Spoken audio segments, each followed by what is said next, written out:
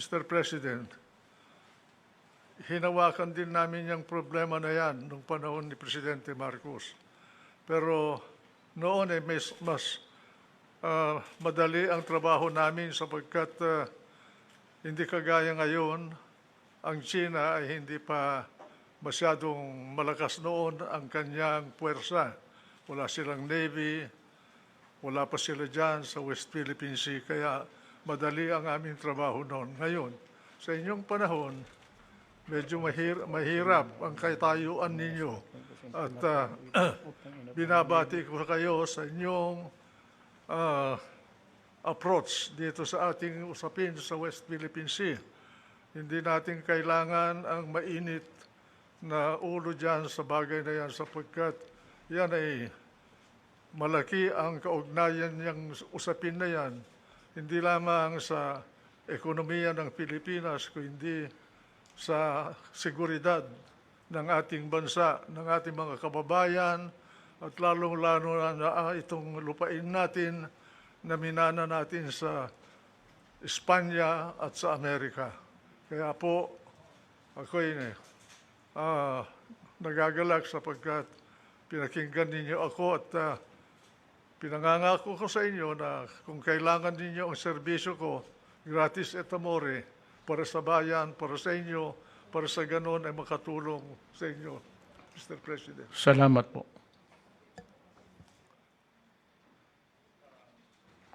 I'd like to thank you for this rare privilege given to me by you, accommodating me and the Filipino people. You can proceed now, sir, with your narrative for tonight. Alam niyo itong South China Sea ay masalimuot na usapin ito sapagkat ang China ay kaya gumagalaw dyan sa lugar na yan sapagkat nauukol yung bagay na yan, yung lugar na yan sa kanyang katayuan bilang isang bansa dito sa ating planeta. Pag may mga ibang bansa na makahawak niyan, lugar na yan, palagay ko mahihirapan ng China sapagkat 80% ng kanilang enerhiya at pati na ang kanilang mga pagkain sa China ay dumadaan dyan. At yan ay importante sa kanilang seguridad. Ganon din ang Hapon. Lahat ng kanilang pangangailangan na enerhiya, 60% ng kanilang enerhiya dumadaan din dyan. Ganon din ang Taiwan at lalong-lalo na ang South Korea. Kaya dapat kailangan na friendly ang approach natin dyan, hindi hard, assertive, and aggressive approach. Sapagkat kung hindi tayo magkakaunawaan sa China, ay madadamay ang interest ng ating mga kababayan, ang ating ekonomiya, pati na rin ang ating seguridad dito sa usapin na ito.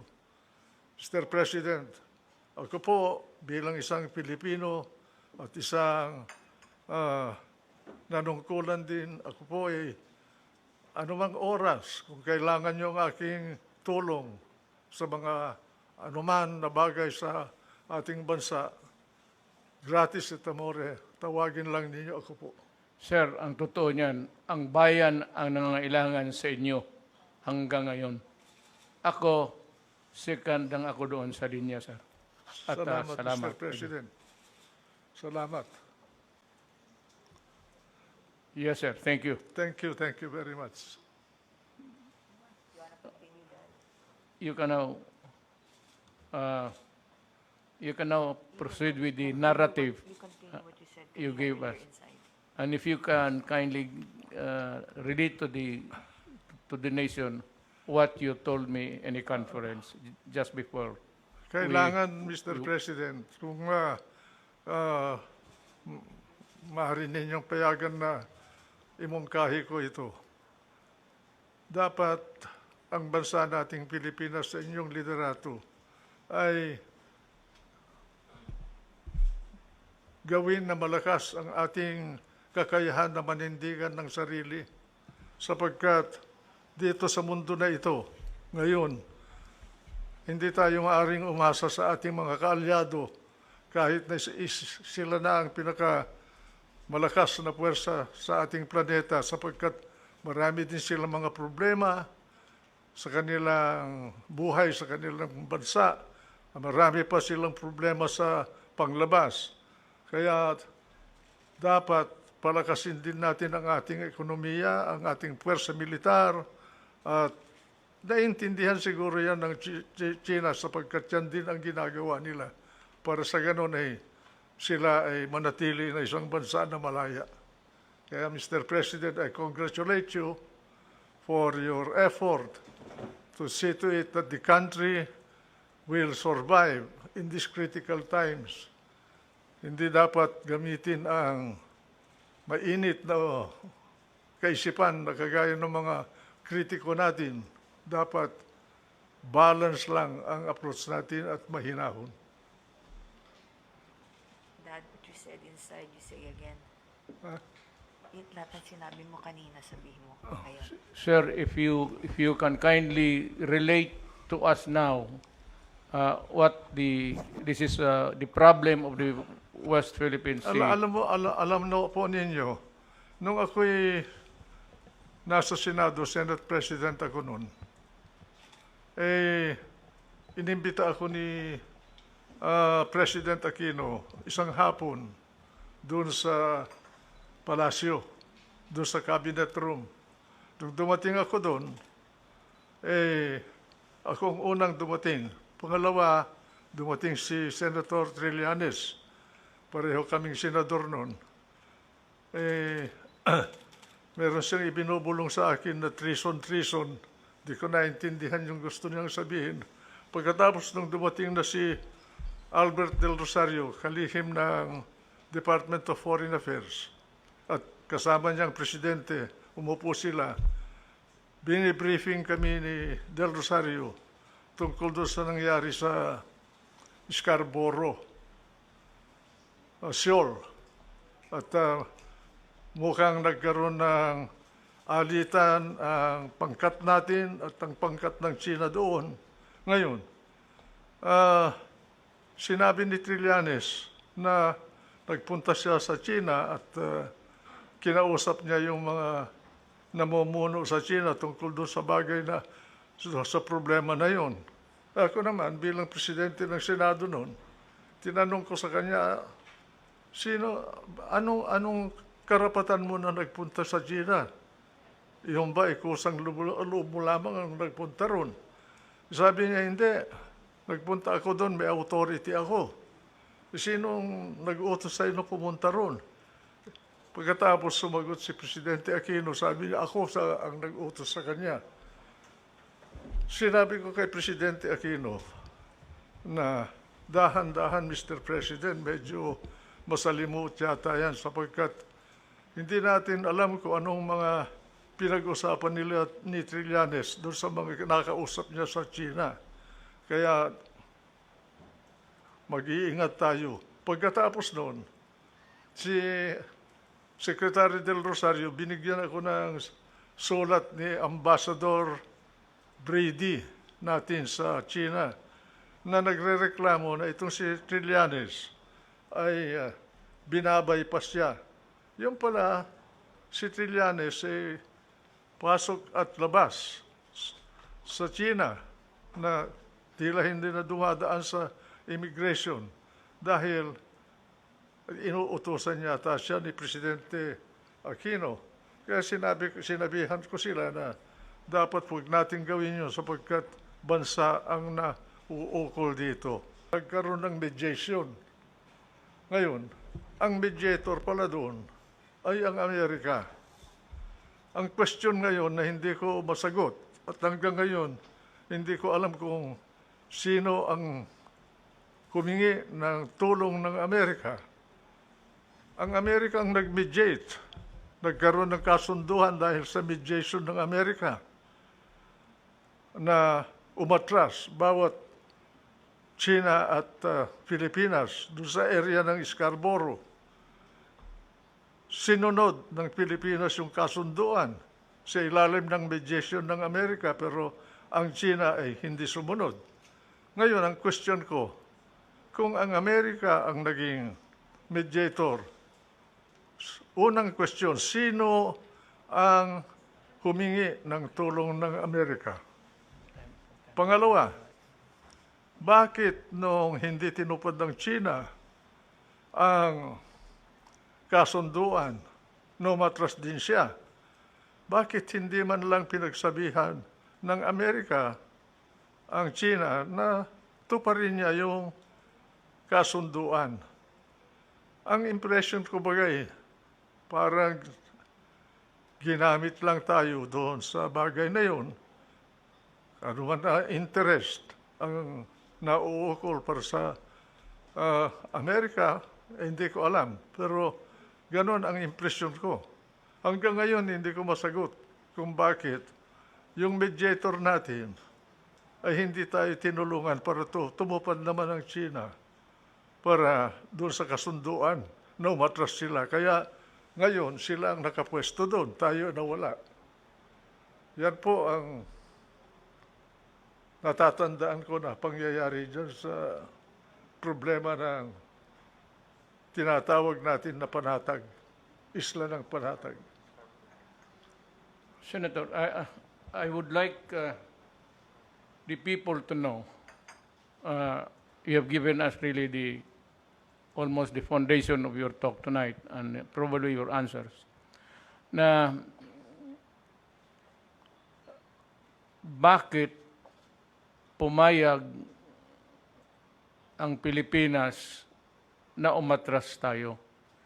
I would like to know if you know what drove Aquino to reach that decision to order the Navy to retreat.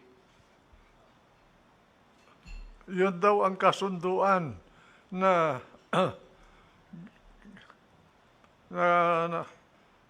natamo ng dalawang panig sa ilalim ng mediation ng Amerika, Mr. President.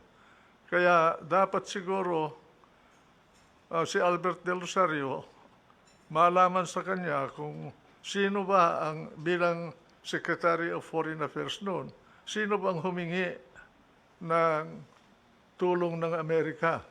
Si Ambassador Quisha ba, na siya ang ambassador ng Pilipinas sa Washington noon, o ang mismong palasyo, si Presidente Aquino? Hindi natin alam eh.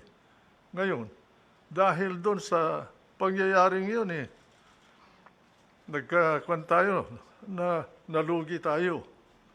Dahil umatras tayo, ay China, hindi nila mapaalis doon sa lugar na yun. This is really the dilemma of the nation. For me, sir, the beginning of this problem was when we retreated. And since then, yung mga paperwork about the arbitral award has become meaningless. And the opposite camp of the political side ay nasabi that I should do my very best in asking the UN. Mr. President, sa aking paningin, hindi naman nasasayang yung desisyon ng arbitration dyan sa bagay na yan, sapagkat nandyan na yun na palagay ko nakarehistro yung desisyon na yun sa record ng UN. Alam nila yun. Ang karapatan natin nanggaling din sa UN Convention of the Law of the Sea. At yun gawa ng United Nations. Kaya ano pang kailangan resolusyon ng UN para malunasan yung sigalot na yan para sa atin? Palagay ko, kahit na may resolusyon ang UN, hindi naman maipapatupad ng UN yung resolution nila. Wala silang police force.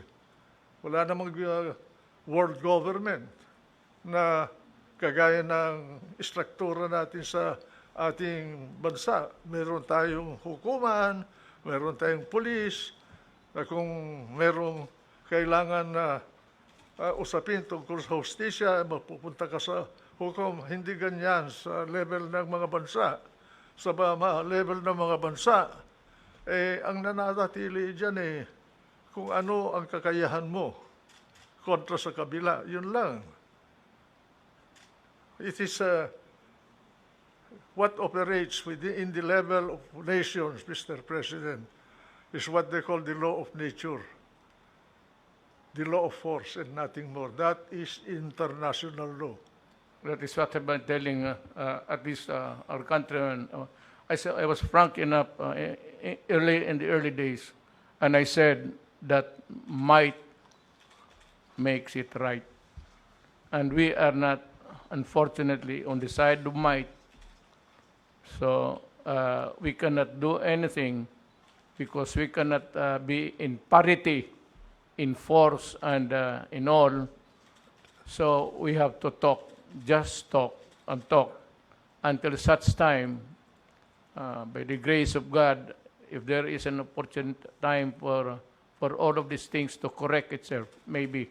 Ang ano ko, sir, kasi ako yung sinisisi nila na bakit ko raw I will not forcefully do everything to go to the United Nations to ask the body for help. One is that I am a realist, sir. And if this question is as big as the West Philippine Sea, this will eventually reach the Security Council. Mr. President, in the first place, you were elected by the Filipino people to be the leader of this country. Nobody else can frame the foreign policy of the country except the president of this country. That is true to us and true to other countries. Not even the Supreme Court can interfere with your foreign policy. That's the highest political act of a president. And I wonder why people keep talking without understanding this system. No one else can frame or formulate the foreign policy of the Philippines except President Rodrigo Roa Duterte. That's what Not Carpio, Albert Del Rosario, or Juan Ponce Enrile. There is only one person. That's the President of the Philippines. That's what I've been telling them, sir. What could be more genuine to a title, to a right, to a claim, than the paper itself of the arbitration? Our claim springs from the UNCLOS, Mr. President. It was simply interpreted by the arbitral body in accordance with the dictum of UNCLOS. Of course, apart from UNCLOS, earlier we got involved in the West Philippine Sea because of the discovery of Tomas Cloma during the regime of President Carlos P. Garcia. And that discovery during the presidency of Carlos Garcia, nothing was done about it. And also during the time of Dadong Macapagal as president of the Philippines, because they were busy about something else in the country. And during the time of President Marcos, Cloma ceded his rights over Freedom Land, that was the name given to that area by Cloma, to the Republic of the Philippines. That was the first source of our claim to the area. Then UNCLOS came, and it was expanded into a greater area because the UNCLOS gave us exclusive economic rights, what we call in civil law, usufructuary right over an area of a body of water, including its bottom and all the fish and wealth that you can discover there, exclusive economic right for our country. But that is on the assumption that we can protect it. And a president of the Philippines, as a person, without a strong Navy and Air Force, cannot enforce that right, no matter what how much you want to enforce it. In the same way, UN can issue a resolution, but they cannot enforce it. Yes, sir. That's right. And I said I was quite a bit askance about their insistence to go back to the United Council, even if it will result into a maybe not a shooting war, but a critical issue of security for the world and for everybody. Eventually, it would reach the Security Council. The Security Council has 5 permanent members. 2 of them are allies, China and Russia. Each one has a veto power. I said, if I started the violence now, I said, UN will intervene, and the Security Council, America, China, Britain, France, and the United States. Mr. President, Wala. you are answerable only to history for your foreign policy. Yes, sir. Only history will judge you. And I think that history will judge you very well. If I were in your place, I would have done the same thing. What else can a president of this country do under our present national circumstance? You can shout, you can beat your breast, you can raise your fist without any backup. That is just noise. Sir, in the early days of my administration, I announced a change of the direction of our foreign policy from being pro-Western to just neutral. Just playing it safe in the meantime because there might be really a trouble brewing. So, nandito lang ako sa gitna. That's the reason why I went to China and I was prudent enough to bring along my cabinet members at the time, early days.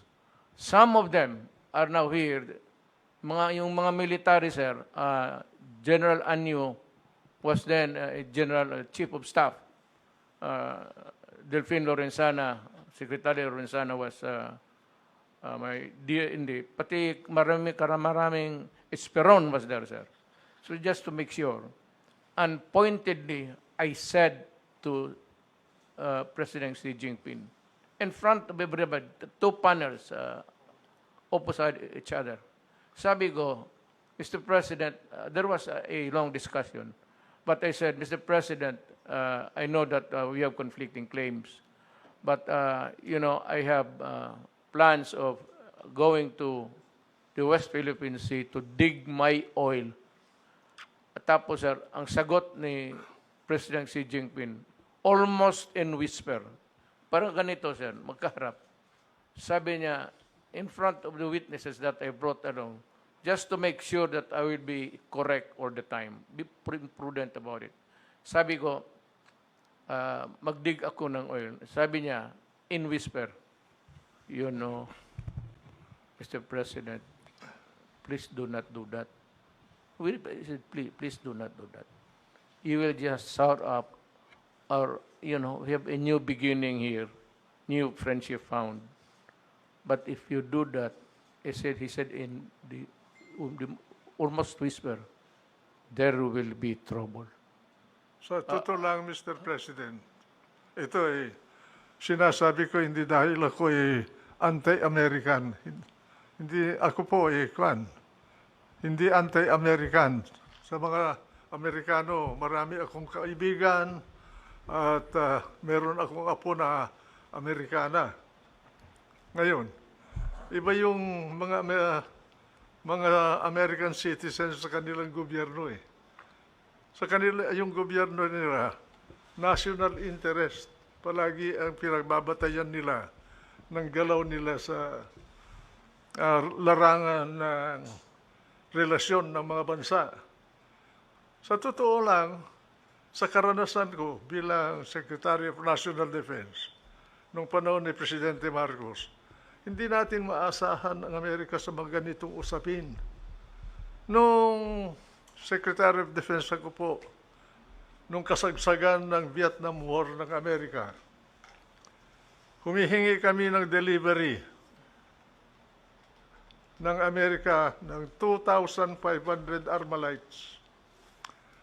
2,500 na Armalites lang po ang kailangan namin doon para labanan namin ang mga nanggugulo sa ating bansa dito sa Luzon at ganoon din sa Mindanao.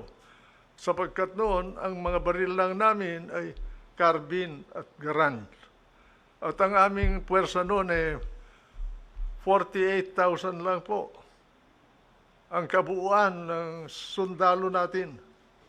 Nandyan na ang PC, nandyan na ang Air Force, nandyan na ang Army, nandyan na ang Navy, nandyan na ang Coast Guard. Ngayon, pumunta kami ni Presidente Marcos doon sa Clark Field. Isang araw, tanghali yun.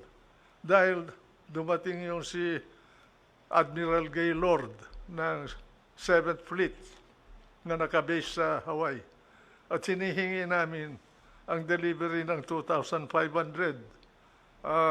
na Armalite para sa militar natin.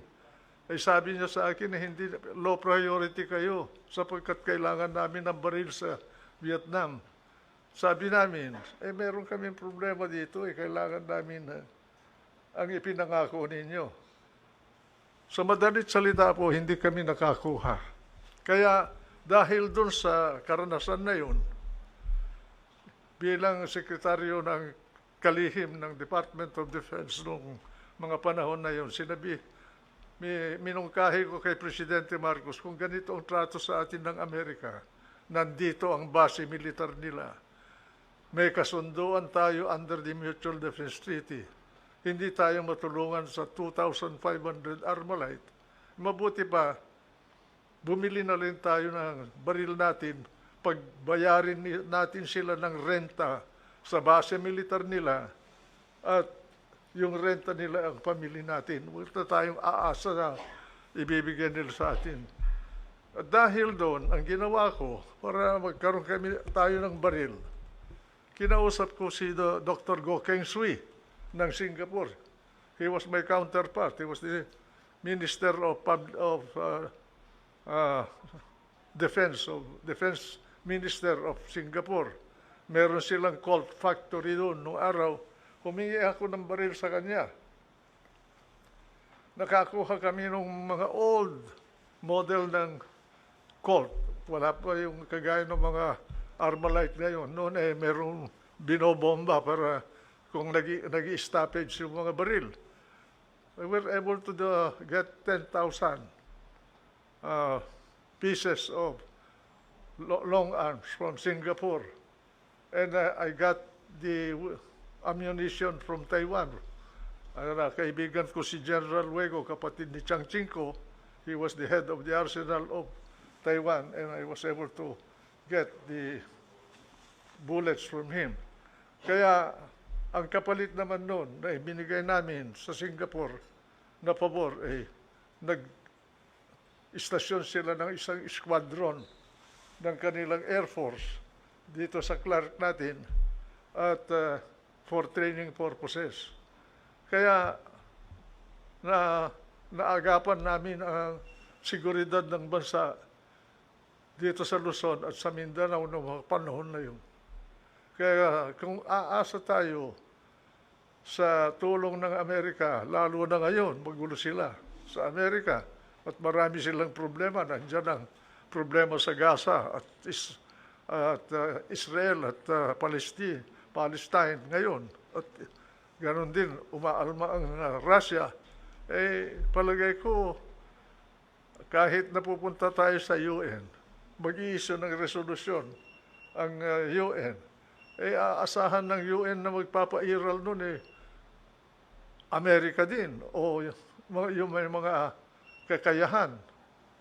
At palagay ko, sa panahon na ito, walang bansa na pwedeng makaya ang China. Kaya tama yung posture ninyo na kausapin ang China dito sa bagay na ito. Huwag gagamitin ng emosyon at init ng ulo.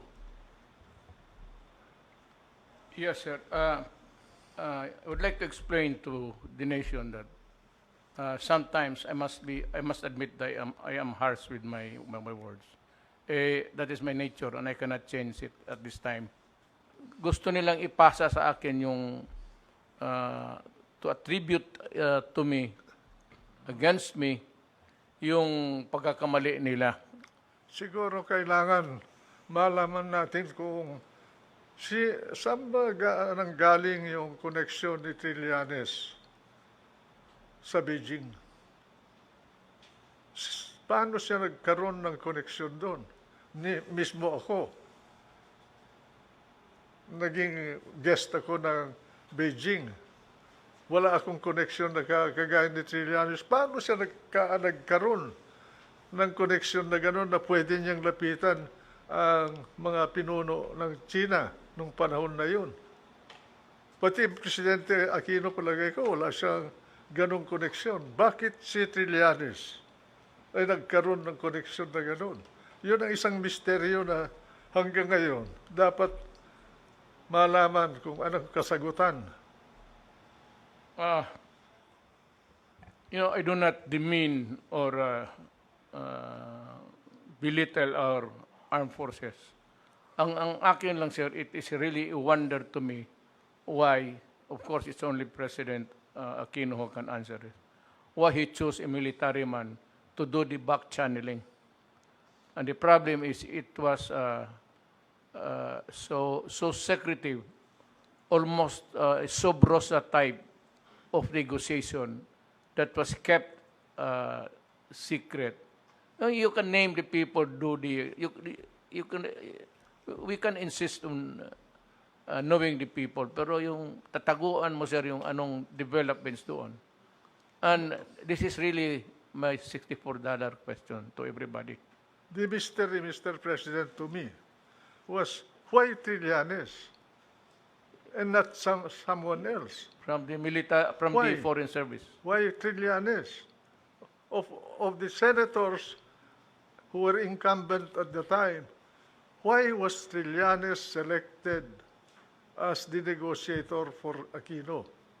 And where did Trillanes get the influence over some authorities in Beijing in those days?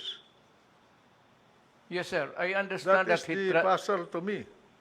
he traveled to China 16 times, and during his last visit, the 16th visit, shortly, sir, but 2 days after, we lost the Scarborough Shoal. Maybe he should explain to the nation how he got that kind of an influence to be able to reach out to the higher-ups in China.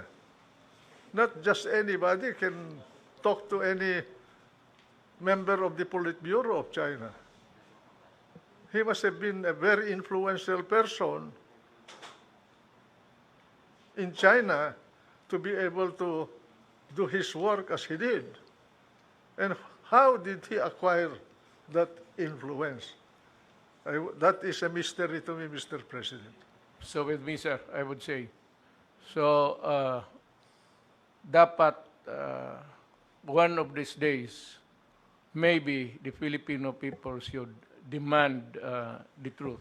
They should If ask. they cannot get it from the mouth of Trillanes, because maybe it would be a self-preservation thing, then at least some people in the foreign ministry, especially our ambassador at the time, Ambassador Brady, can explain, because as I understand from you earlier, he was not allowed by Trillanes to take notes.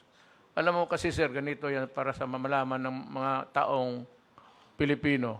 kagaya ngayon, nandito kami. Sa likod natin, yun yung mga yung ambassadors, pati mga stenographers na kumukuha ng record. So maybe I learned from you earlier na Trillanes did not allow him to take notes. Ang ang problema ko diyan, Mr. President, bakit si Trillanes? Pangalawa, bakit binaypas niya yung embahada natin sa Beijing? At sa impresyon ko, pati si Del Rosario, nakalihim ng Foreign Affairs noon, ay binaypas din niya. Walang kamuang-muang si Del Rosario doon sa meeting na yun na tungkol doon sa pinag-usapan sa Beijing. Ngayon, at nasan na yung sulat naman ni Brady, dahil binigyan ako ni Del Rosario ng kopya, marami kasi akong record, wala na akong panahon na tumingin doon sa aking lumkat doon sa aking mga records. Eh, nasa kanya yun. Copy lang yung binigay sa akin eh. O, bakit wala sa Department of Foreign Affairs yung kasulatan na yun? Dapat nandun yun. On files. Official record yun eh. You're correct, sir. Yun nga ang problema natin. There is a monkey wrench in arriving at the truth. And that is really what happened in the negotiations. And why, bakit nag-atras tayo? What prompted Aquino or upon whose advice? Because I do not think that President Aquino would just decide on his own when he knows nothing about it, even the negotiations. So, Mr. Consino, who prompted him to arrive at that decision? Tayo ang na-11. Pero yung na mag-itan between the Philippines and China, eh hindi naman nyo naman lang sinabihan yung China na, oy, tuparin mo naman yung kasunduan sapagkat yung Pilipinas sumunod eh. Bakit hindi ka sumusunod? Wala eh. Walang nangyaring ganun eh. Unang-una, kung basahin mo yung Mutual Defense Treaty, ang sinasakop lang nun kasunduan natin sa Amerika ay kung may atake sa ating mga fighter planes o ating mga barkong pandirigma sa Pasipiko, saka lang pwede nating gamitin yon. Pero ang sinabi ng Amerika sa amin nung pinag-uusapan namin yung amendment ng Military Bases Agreement, revision ng Military Bases Agreement, si Kissinger mismo ang kinausap ko, at saka si Rumsfeld, who was my counterpart. And later on, Armitage also, when he was here to negotiate for the extension of the military bases. Nasabi nila, yung West Philippine Sea or South China Sea is not a part of the treaty area of the Mutual Defense Treaty. Kung may mangyari sa West Philippine Sea between China and the Philippines, eh, hindi natin magagamit yung Mutual Defense Treaty. Although, pagkausap mo ang mga opisyalis ng Amerika, sasabihin, we will help you, we will protect you, we will come to your rescue. But when the nitty-gritty is there, hindi natin maasahan yan. Kaya, dapat, kausapin natin ng Amerika kung gusto nilang baguhin yung Mutual Defense Treaty. So, para kagaya ng NATO, automatic action ang gagawin nila kung talaga na pagkaroon tayo ng problema sa mga ibang bansa dito sa ating kapaligiran. Palagay ko, hindi sila papayag niyan.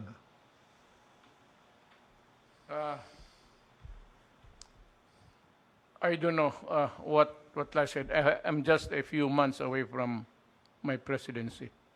But I'm really greatly worried about this situation because there will be a time that we will be looking towards the resources of the South China Sea or the West Philippine Sea.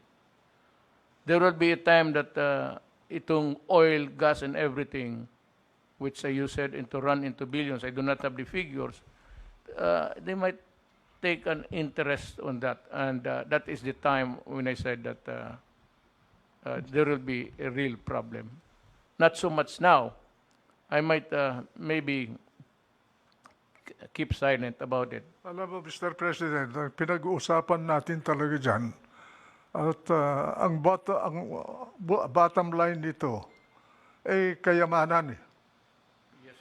Ang kayamanan na nandyan sa West Philippine Sea na yan, according to the best estimate, or rather, the proven reserves of oil and natural gas sa West Philippine Sea is 7 billion barrels of crude and 900 trillion cubic feet of natural gas. That's a very big quantity. That is already proven. It's there. Ang estimate ng China, kaya ganyan ang galaw ng China dyan, ay there is a potential of 130 billion barrels of oil in the West Philippine Sea. So with that amount or volume of wealth to be harvested, I doubt whether China will easily bow to anybody without asserting its rights over the area. Apart from the fact that to China, West Philippine Sea is a very strategic route. If that area is closed or controlled by America, Japan, or any other country, China in 2 months will wither away as a nation. They will have famine, riots, they will have no economy because 80% of their energy passes through the Strait of Malacca, through the West Philippine Sea or South China Sea to China. Or even Japan will suffer also if that is controlled by someone else. That's why China is very careful not to antagonize Japan because Japan has the capability. It's the number 2 naval power on this planet at the moment, second to America. And they have nuclear capability. Because the moment China controls the South China Sea, they can isolate South Korea and Taiwan and Japan. So it's a very delicate balancing effort in this area.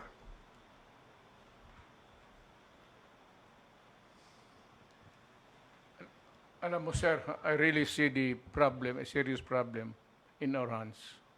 And it's quite comforting to me na malaman ko na ano ang totoo from your mouth.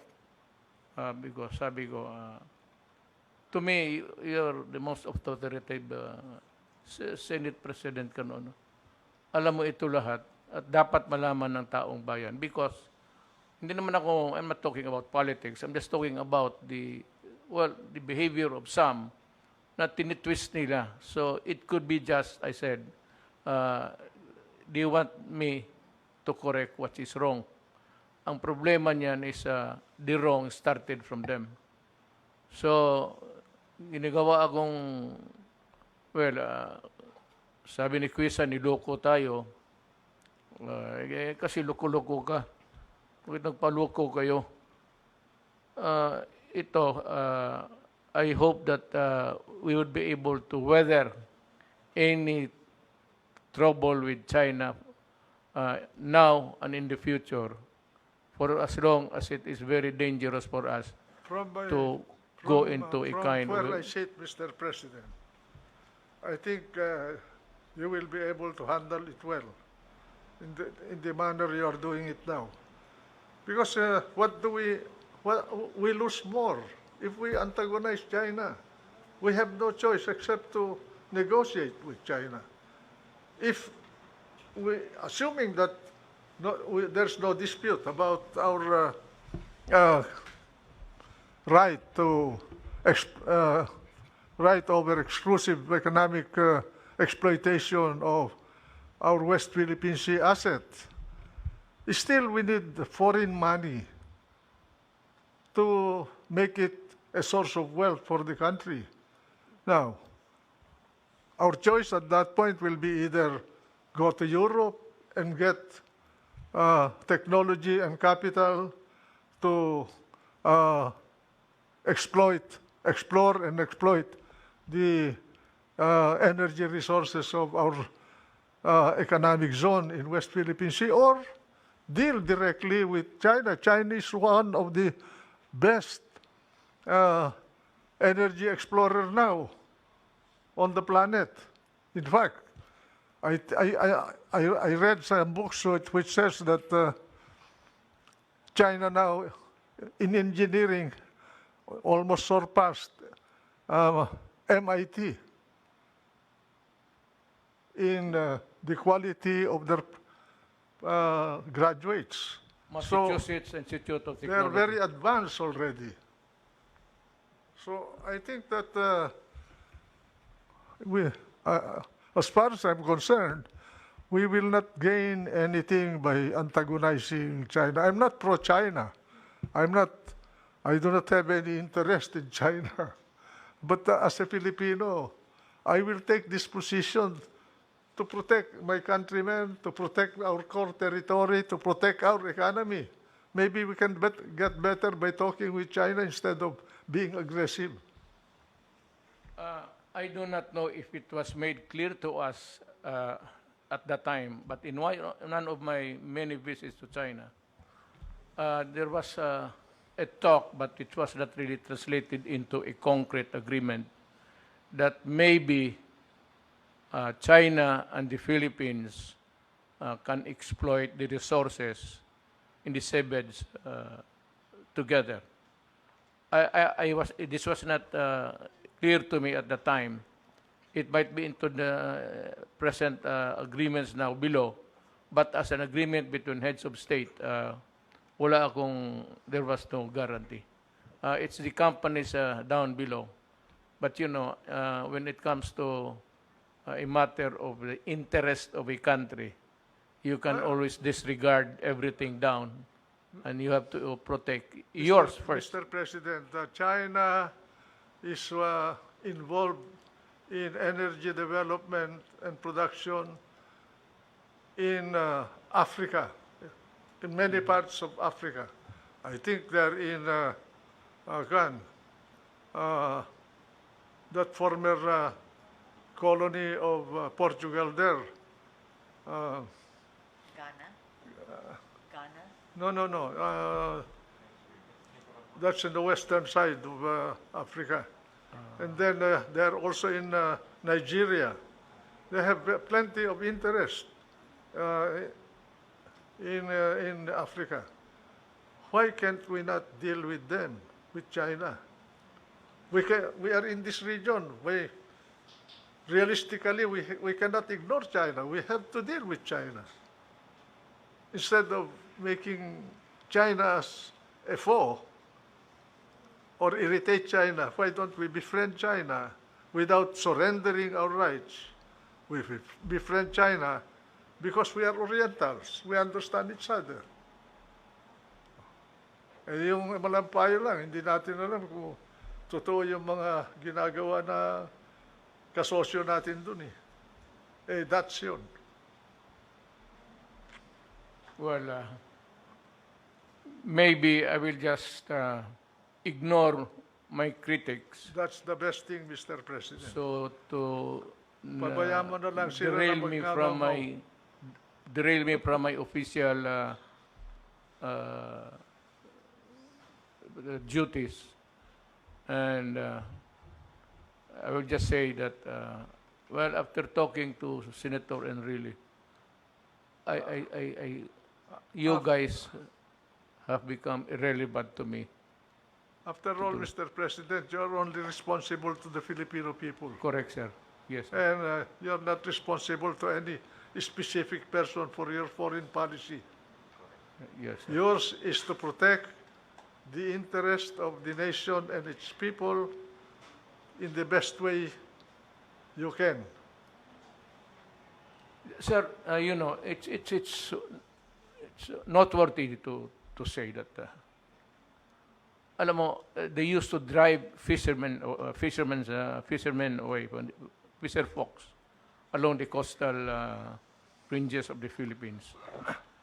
Nung nagtapos kami, sir, na nag-usap, yung mga visits ko sa China, they allowed fishing. So they were allowed to enter, except in some prohibited areas, especially the lagoon there, in the middle of the sea. Hinahayaan na lang muna inana nila tayo. They never did anything that was provocative or anything punitive against our fisherfolk, our fishermen. I don't know now, because maybe the line is becoming clear that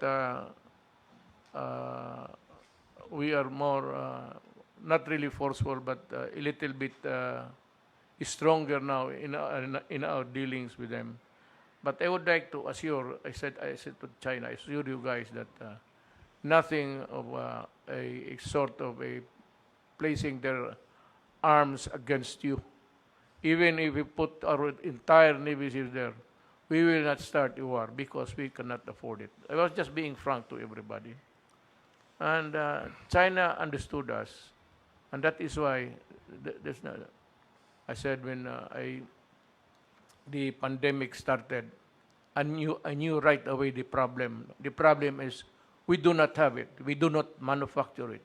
So I called President Xi. Sabi ko sa kanya na Mr. President, we do not have the resources. We have not reached that sophisticated level of technology to do a mass manufacture of vaccines right away, and even to find one. Sabi ko, wag mo lang kaming kalimutan. And he said, yes, of course, we are friends. So he said, I'll send you. So the first vaccines that arrived in the Philippines were donated by China. And now these idiots in the other side, para bang sinasabi, lumunod, I kneel down before China because of I asked help from China. So I said, look. Sa totoo lang, Mr. President, kagaya nung sinabi ko na pag kundi tingnan ninyo, ang China, ang kino-question lang niya sa atin, yung claim natin doon sa West Philippine Sea. They do not question yung core territory natin na binakuran na natin under the UNCLOS. Rine-recognize nila yan. Pati yung Benham Rice, hindi nila pinagkikialaman yun. Sapagkat sa kanilang paningin, against everybody on this planet, they discovered all of these islands themselves ahead of time, just like the Europeans discovering Asia and Western Hemisphere in the past. Yun ang kanilang position. Kaya, we leave the problem there and then talk to them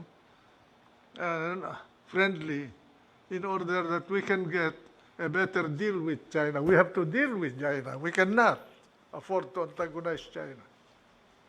That's my position, sir, ever since. So,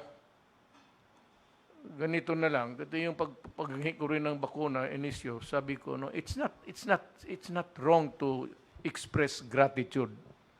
Binigyan tayo ng wala eh. Yung panahon na kailangan natin, binigyan tayo. Ano ba naman, tapos makipagira ka pa sa panahon ito, wala ka nga ng bakuna eh, bakuna lang. Tumutulong naman sila sa atin. Yeah, that's good. So, they are picturing me to be a traitor. Ano daw ako yung, I am a traitor to my country, and that's treason. Sabi, gusto ko magsalita dito ng ano, pero Noong panahon ni Trump po ba, meron kayong nakuha na tulong? nung panahon ni Trump. Wala tayong makukuha dyan. Kami nga 20 years po ako sa gobyerno ni Presidente Marcos. Panay second hand ang binibigay sa atin yung mga bulok nila mga barko.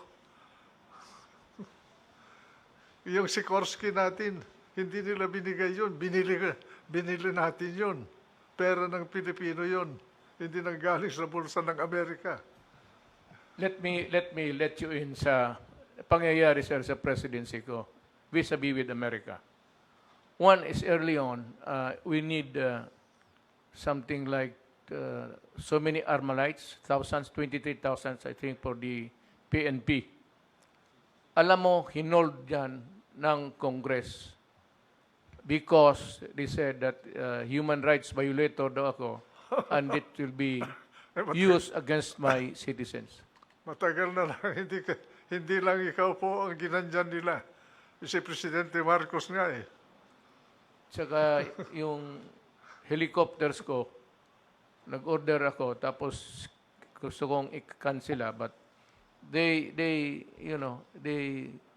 reconfigured the route of the, kasi nag-back out ako sa deal, but we were able to succeed by selling helicopters to us, Bell helicopters, but made in Poland. So, kasabi ko kasi, guys, I am not really begging you for these choppers. If you cannot give it to us without strings attached, without any criticism, I'll buy. Pero kung iba, sabi ko, I'll go to Russia and buy.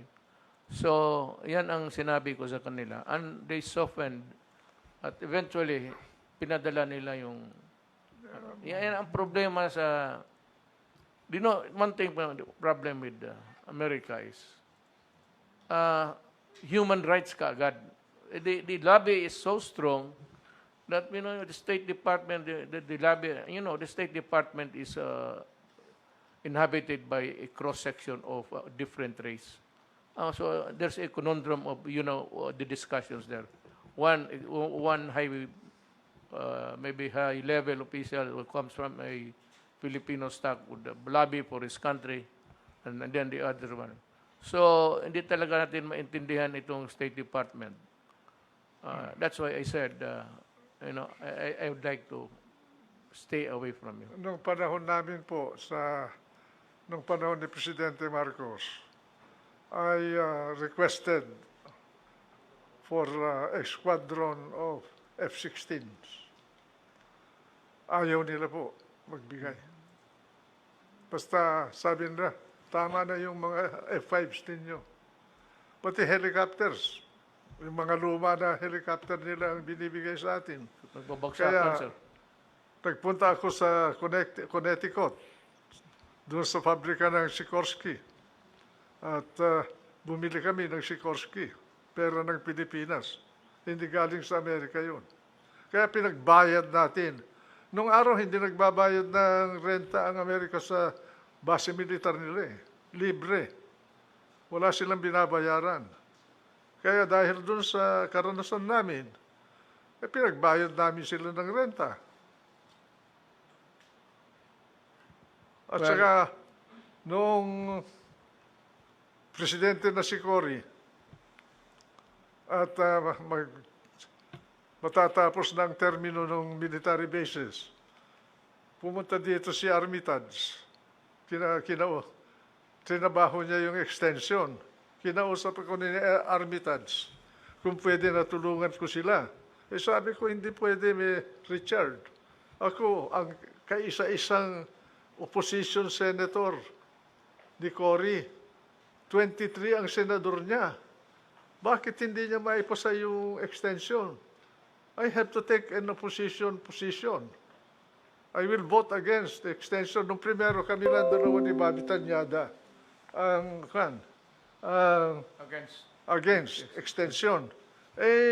Sumama sa amin sila Joey Salonga, sila Maceda, sila Sotero Laurel, dami. Kaya naging 11 senators of Cory plus me made 12. So,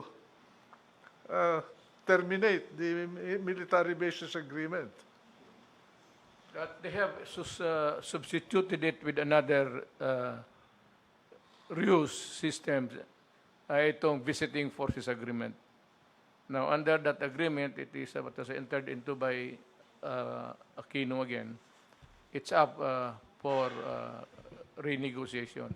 And that power belongs to the president. I should have an idea, hearing from you, what I should do. Kaya ipaulit-ulit ako na iba yung gobyerno ng Amerika sa mga mamamayan ng Amerika. I-distinguish natin yun. If you are dealing with the government of America, you are dealing with a bureaucracy that talks about nothing else but their core values and their national interest. Kaya human rights, democracy, I agree. Freedom, all that. But sasabihin sa iyo, they are charitable to us. Ang gobyerno nila, madidisappoint po yung mga kritiko natin just sa bagay na yan.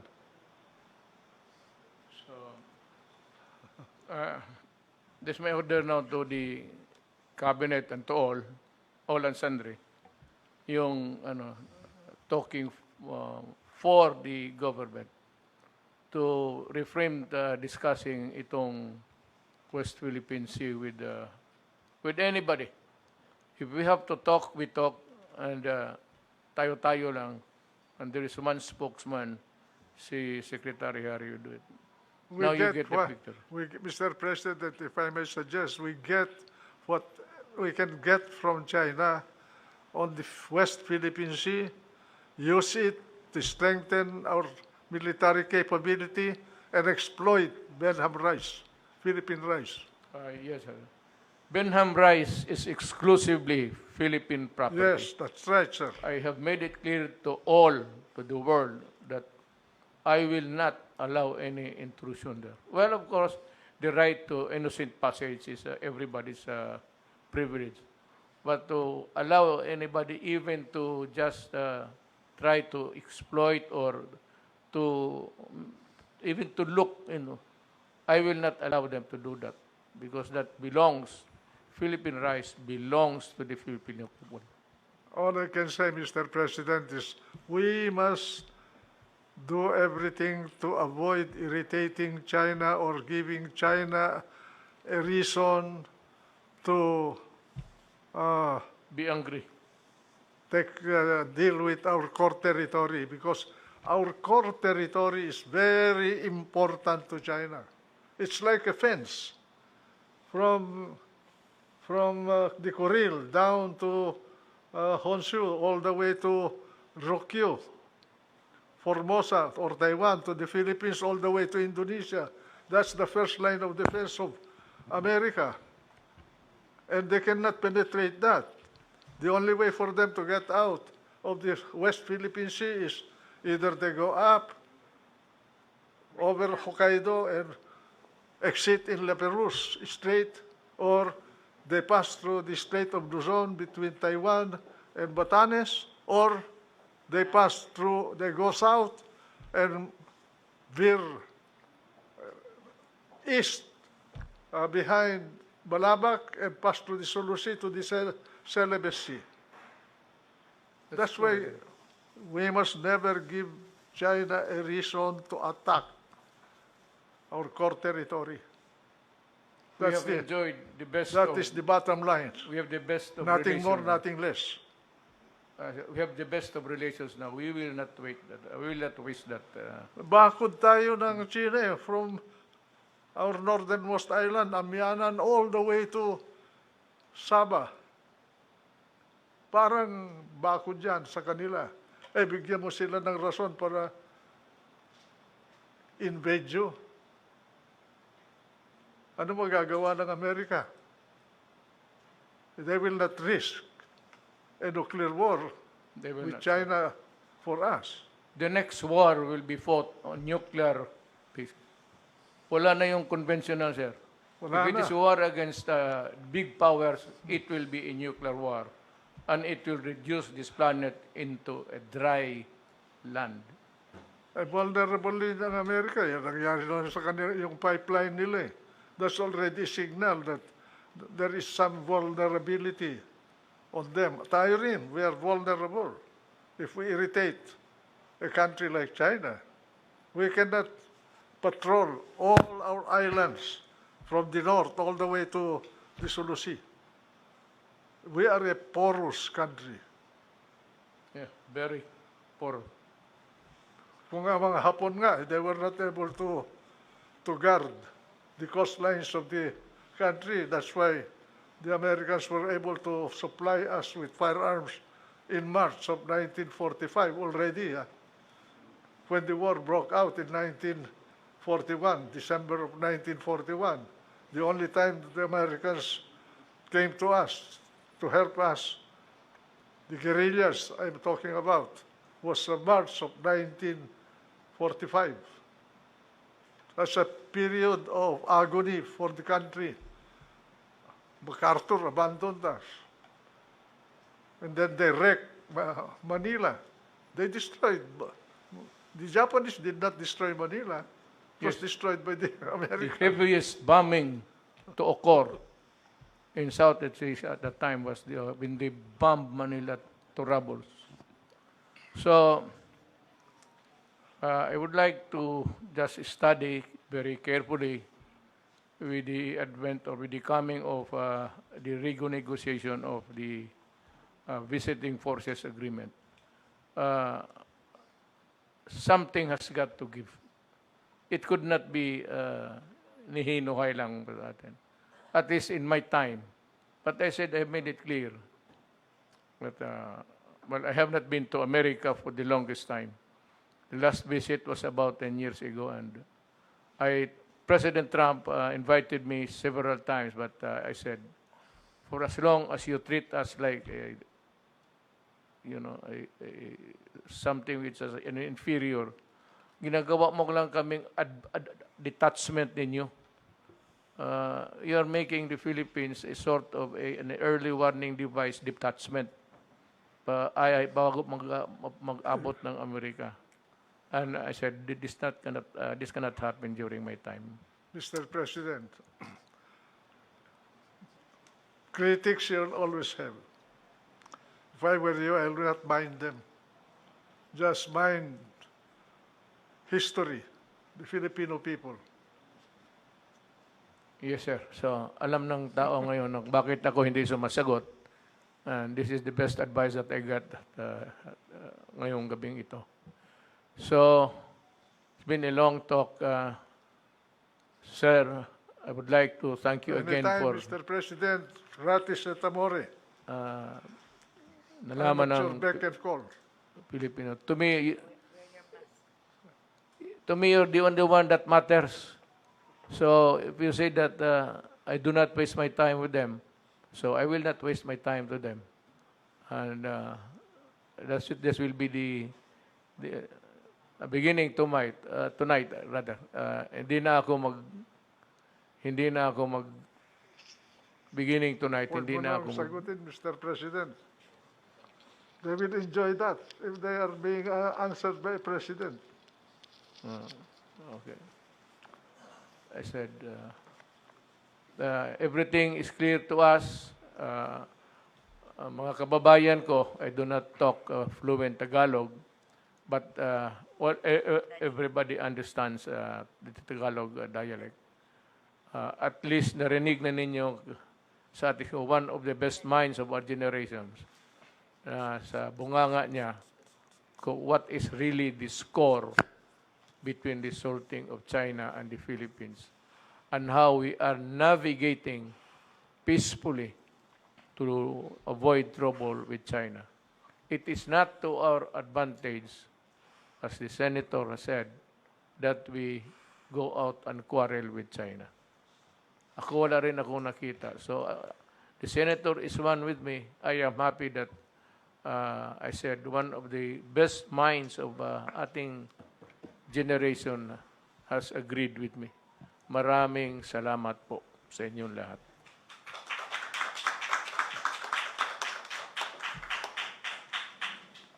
Usap kayo.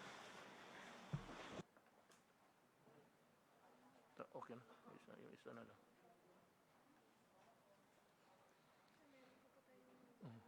Ibang episode na yan.